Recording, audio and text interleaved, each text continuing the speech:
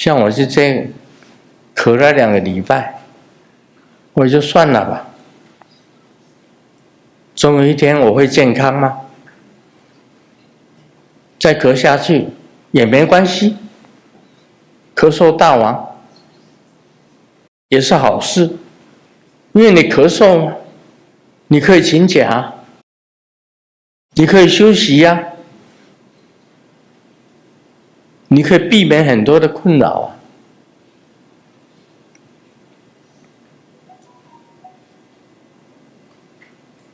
但是我咳嗽，我如果咳到法会啊，我还是要咳啊，还是要说法啊。我无所谓，管他咳不咳。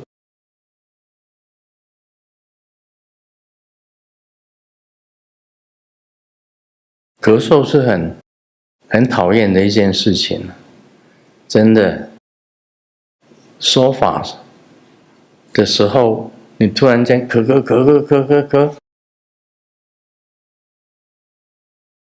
震荡全身，全身震荡，实在是不太好。大家听了都很讨厌，会传染？不会了，已经是尾声，不会，因为传染的时间已经过去。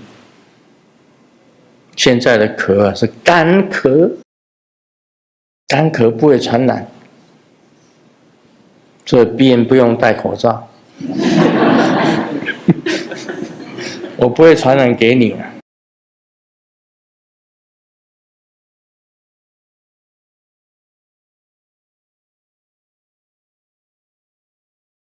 哦，对不对？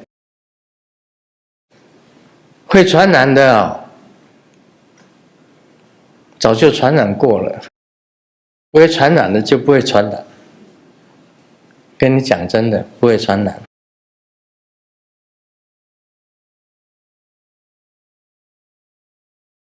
我问事的时候也咳啊。那你们进来问事房，如果进来的全部都中，那就不得了了。今天谁来问事？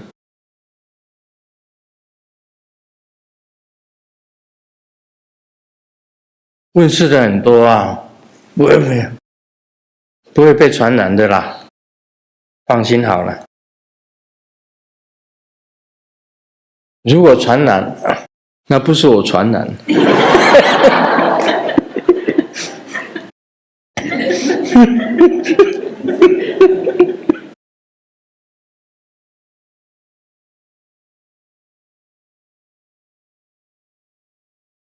所以咳嗽也是希望啊，你知道吗？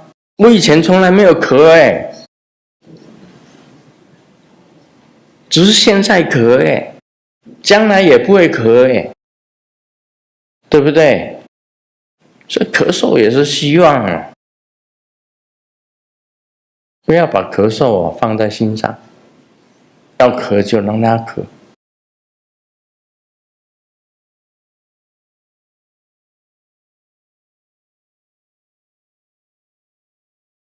这是讲鼻子，我有鼻塞，没错。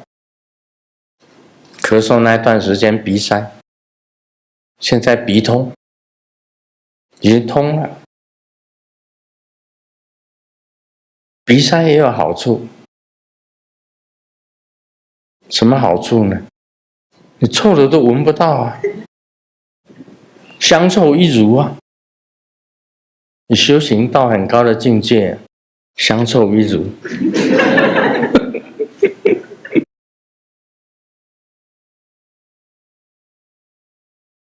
一样的，都是希望的。释迦牟尼佛讲，佛性妙明真心，画出一切，一切的现象，全部都是希望。